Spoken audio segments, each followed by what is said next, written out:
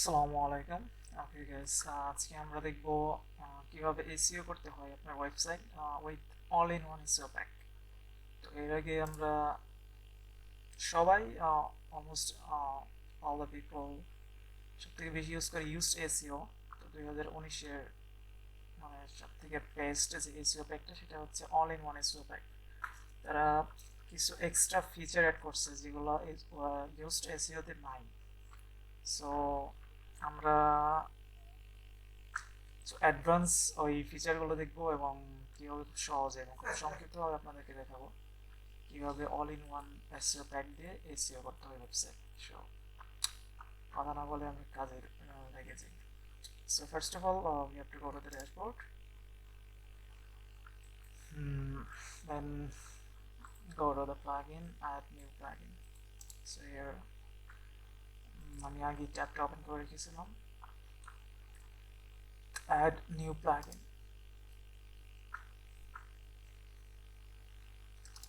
এখানে আমরা সার্চ করি অল ইন ওয়ান এসইও।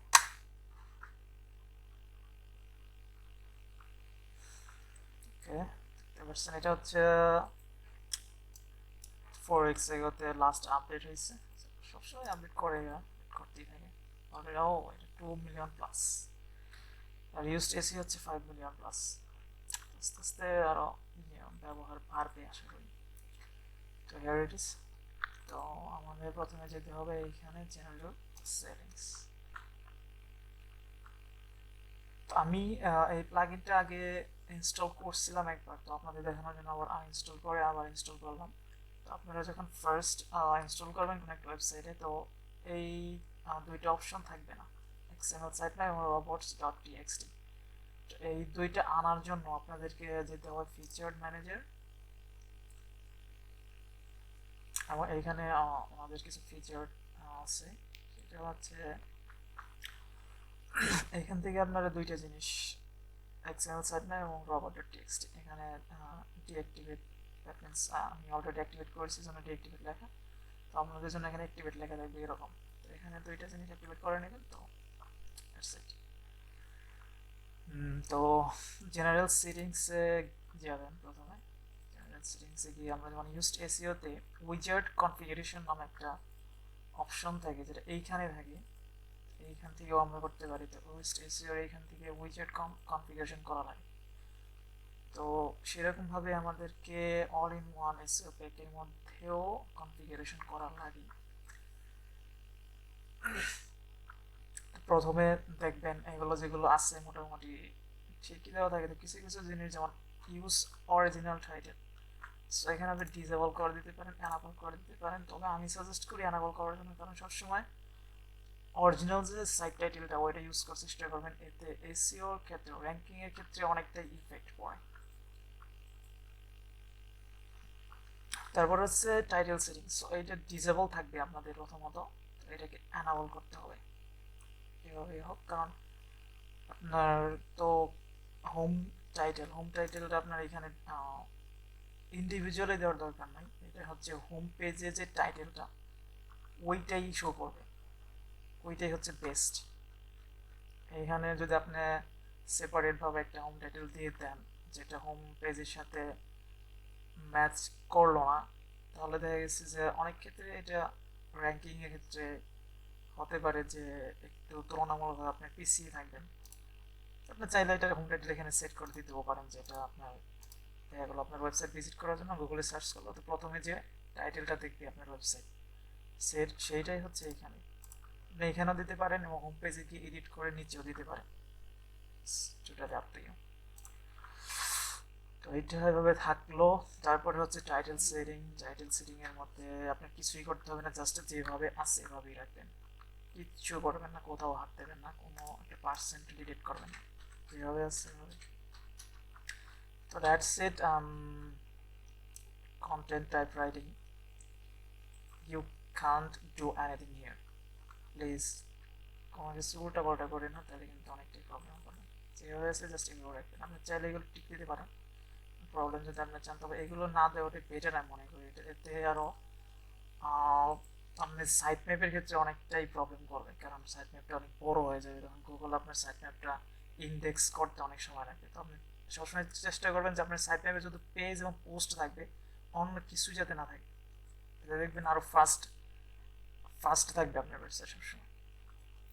তো এখানে হচ্ছে ওয়েবমাস্টার ভেরিফিকেশন কে এটা অ্যাড করা লাগবে, তো এটা হচ্ছে ভিন্ন একটা জিনিস। তারপর আপনি গুগলে গিয়ে আপনার সার্চ কনসোল নামে একটা অপশন আছে গুগলে, সার্চ কনসোলে গিয়ে আপনার এই গুগল সার্চ কনসোলের যে কিওয়ার্ডটা, মানে আপনার সার্চ কনসোলের সাথে আপনার ওয়েবসাইটটাকে কানেক্ট করার জন্য যে কিওয়ার্ডটা, সেটা এখানে দিয়ে সেট করবেন, এখানে দিবেন, পরবর্তীতে সেট করবেন। সীমা সেটিংস অ্যানাবল থাকবে মাস্ট। এখানে পার্সোনাল অর্গানাইজেশন, আপনি অর্গানাইজেশন দিতে পারেন, অর্গানাইজেশন নেম দিতে পারেন, লোগো দিতে পারেন। পার্সোনাই দিই আমি, যেহেতু আমার ওয়েবসাইটটা হচ্ছে পার্সোনাল, এটা একটা ক্লায়েন্টের ওয়েবসাইট, যদি আমি কাজ করতেছি সাথে সাথে ভিডিও করতেছি। এখানে কিছু দরকার নেই, নন ইন্ডেক্স আমাদের সব কিছু ইন্ডেক্স করবে গুগল, আমরা আশা করি। তো সো দ্যাটস ইট, আর কিছু করার এখানে দরকার নেই। তো update option,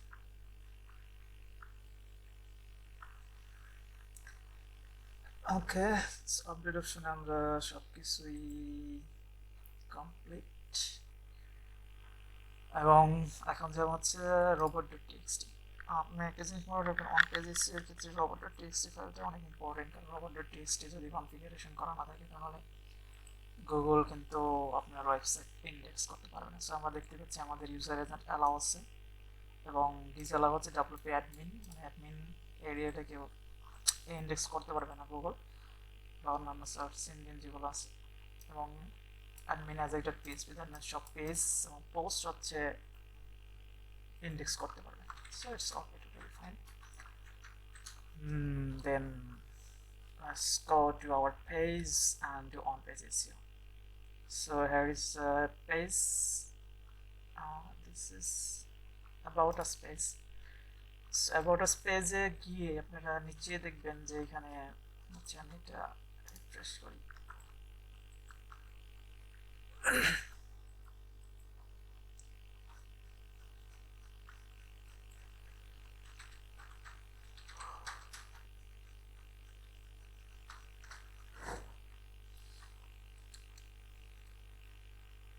okay. So here you go, আপনারা যখন ইউজড এসইওতে করছেন যারা, এবং যারা এখানে টোটালি নতুন, কোনো কিছু দিয়েই এসইও করেন নাই, তাদের তো জানার কথা না, তবে যারা ইউজড এসইওতে করছেন, আমি জাস্ট ডিফারেন্সটা একটু বোঝাতে চাচ্ছি। যেটা হচ্ছে ইউজড এসইওতে এরকমই থাকে, হালকা একটু ডিফারেন্স থাকে। তো এরকমভাবে আপনার টাইটেল দিতে হয়। সো এখানে অ্যাবাউট আস টাইটেল ওরা সরাসরি জেনারেট করে নিচ্ছে, আপনি চাইলে এখানে টাইটেল চেঞ্জ করতে পারেন। সাপোজ এখানে যে কোনো টাইটেল দিলেন, অ্যাবাউট আস এর জায়গায় নাম লেখলেন, suppose due by something like that. আপনি এখানে যাই লিখবেন, এখানে আপনার ওইটা হোম পেজের টাইটেল হিসেবে শো করবে। সো আমরা মানে অ্যাবাউট আস পেজের টাইটেল হিসেবে শো করবে, তো আমরা অ্যাবাউট আস রাখতেছি অ্যাবাউট আস, এবং আমরা এখানে হচ্ছে ভুড বার্গার্স, এটা হচ্ছে সাইট নেম। তো আমরা যখন এটা কনফিগার করছিলাম, তো এটা কোথা থেকে আসতেছে, যারা নতুন তারা তো বুঝবেন না, যারা পুরান তারা তো অবশ্যই বুঝবেন। এটা হচ্ছে আমাদের টাইটেল ফরম্যাট হচ্ছে কি page title plus site title. So এখানে সেটাই দেখাচ্ছে, page title plus site title, এভাবেই দেখাচ্ছে, এখান থেকে আসছে এটা। তো এখানে কিছু চেঞ্জ করা দরকার না। এটা হচ্ছে description, which is very important for the on page SEO, because এই মেটা ডিসক্রিপশন যেটাকে বলা হয়, এই মেটা ডিসক্রিপশনটা হচ্ছে ভেরি ভেরি ইম্পর্টেন্ট, কারণ গুগল এইটাই প্রথমে রিড করে যে আপনার মানুষ যখন গুগলে সার্চ করে অন পেজ এসইওর কাজটা কি আসলে, মানুষ যখন গুগলে সার্চ করে তখন গুগল ফার্স্টে মেটা ডিসক্রিপশনটা রিড করে যে ওই সার্চের কন্টেন্টের সাথে, কিওয়ার্ডের সাথে মেটা ডিসক্রিপশনের কিওয়ার্ড কতটা মিল আছে, কতটা সেম আছে। যদি এই মেটা ডিসক্রিপশনে আপনার ওই কিওয়ার্ডের সাথে, মেটা ডিসক্রিপশনের কোনো একটা কিওয়ার্ডের সাথে মিলে যায়, তাহলে আপনার গুগলে র্যাঙ্কিং করার মানে পসিবিলিটি অনেক বেশি থাকে। সো সবসময় চেষ্টা করবেন যে আপনার কিওয়ার্ড, যেটা পেজের যে কিওয়ার্ডটা থাকে, ওই কিওয়ার্ড যাতে আপনার মেটা ডিসক্রিপশনে মাস্ট বি অ্যাড থাকে।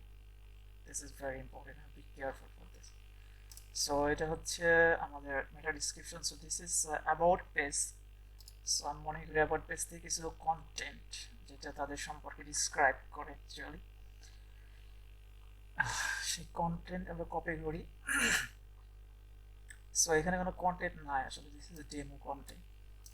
সো ডেমো কন্টেন্টের জন্য আসলে এখানে আমি তো ডেমো কন্টেন্ট এখানে ইউজ করবো না। এটা হচ্ছে আন্ডার কনস্ট্রাকশন একটা ওয়েবসাইট। সো এখানে আপনারা মেটা ডিসক্রিপশন দিবেন, তবে আরেকটা জিনিস লক্ষ্য করবেন, সেটা হচ্ছে যে মেটা ডিসক্রিপশন কখনোই যাতে ম্যাক্সিমাম ক্যারেক্টার্স মানে ক্রস না করে। ম্যাক্সিমাম ক্যারেক্টার হচ্ছে 180, 160, সরি 160 ক্যারেক্টার যাতে ক্রস না করে। যদি ক্রস করে তাহলে এটা গুগল মানে এত বড় একটা ডিসক্রিপশন অথবা রিড করতে সময় লাগবে। সো এরকম আসলে দেওয়া দরকার নেই, এতটা শো করবে না, কারণ গুগল একটা নির্দিষ্ট পরিমাণ কন্টেন্ট শো করে। এর বাইরে যদি আপনি কিছু থাকে তো এটা গুগল শো করবে না মেটা ডিসক্রিপশন। তো তারপর হচ্ছে কিওয়ার্ডস। কিওয়ার্ড এখানে অ্যাড করতে পারেন, আপনি নাও করতে পারেন, ডাজেন্ট ম্যাটার। অ্যাড করে দিলে ভালো হয়, কারণ কিওয়ার্ড যদি আপনি এখানে অ্যাড করে দেন তাহলে আপনার এই কিওয়ার্ডটা পেজের কন্টেন্টের ভিতরে কতগুলো কিওয়ার্ড আছে এবং কন্টেন্ট অনুযায়ী কিওয়ার্ড অনুযায়ী কন্টেন্ট সাজানো কতটা মানে ভালো হয়েছে, বা কতটা কিওয়ার্ড অনুযায়ী সাজানো কতটা ভালো হয়েছে, এইটা আপনারা একটু দেখতে পারবেন। আর গুগলও খুব সহজ ইন্ডেক্স করতে পারবে। তারপর হচ্ছে custom canonical URL, doesn't matter, দরকার নেই। নন ইন্ডেক্স পেজ আর পোস্ট, আপনি যদি চান যে এই পেজটা আমার গুগলে ইন্ডেক্স করতে চাচ্ছেন না, আপনি যে এই পেজটা গুগল ইন্ডেক্স করবে না, মানে গুগল সার্চে এই পেজটা আমার শো করবে না, তাহলে এখানে টিক মার দিতে পারেন। সো আমরা যেহেতু এটাকে ইন্ডেক্স করাবো, তো এটা এইভাবেই থাক। No follow this post, no follow means এটা যাতে গুগল ফলো না করে, ঠিক আছে? Same non index no follow, almost same. Exclude from site map, site map আমরা এক্সট্রাভাবে ক্রিয়েট করবো, এখানে এক্সট্রাভাবে করা দরকার নেই, অলরেডি করেছি সাইট ম্যাপ ক্রিয়েট। এখানে সাইট ম্যাপের যে অপশন আছে আমরা এখান থেকে সাইট ম্যাপ নেব। তো this is the basic things about all-in-one SEO pack, which is something different, not much. খুবই অল্প কিছু ডিফারেন্ট আছে ইউজড এসইও এর সাথে all in one SEO pack, but আমার কাছে এটা অনেক ফ্লেক্সিবল মনে হচ্ছে। এবং আমেরিকান একটা ওয়েব ডেভেলপার আছে, আপনি সবাই জানেন, এইচরেফ নামে, যিনি এইচরেফ.com, আপনারা অনেকেই ভিজিট করেন। এটা হচ্ছে এসইওর জন্য বেস্ট ট্রেনার বলা চলে এটাকে। তো ওনার মতে এবং আর অনেক টপ টপ ডেভেলপারদের মধ্যে 2019 সালের বেস্ট এসইও প্লাগ ইন হচ্ছে all in one SEO plug. So আজকের মতো এই পর্যন্তই। যদি ভিডিও ভালো লাগে তাহলে লাইক করবেন, সাবস্ক্রাইব। এবং আরেকটা কথা হচ্ছে, যদি আপনারা মানে কোনো বিষয়ে একটু সন্দেহাতীত থাকেন বা ক্লিয়ার না থাকেন, অবশ্যই কমেন্ট করে জানাবেন যে ভাই এই জায়গাটা বুঝিনি, এই জায়গাটা কী হবে। এবং ওয়ার্ডপ্রেস সম্পর্কে যত ধরনের প্রবলেম, শুধুমাত্র এসইও না, ওয়ার্ডপ্রেস এবং অন্য যত ধরনের উইক্স মানে উইবলিবল মানে যত সিএমএস বেসড ওয়েবসাইট আছে, যে কোনো ধরনের প্রবলেম যদি ফেস করেন, তাহলে আমাদের ফেসবুক পেজ আছে, ফেসবুক পেজে এবং ফেসবুক গ্রুপ আছে, ফেসবুক গ্রুপে পোস্ট করবেন এবং প্রবলেমটা এখানে বলবেন। আমরা অল টাইম আমাদের টিম আছে, আমাদের টিম আপনাদেরকে সাহায্য করার জন্য সবসময় নিযুক্ত থাকবে ইনশাল্লাহ।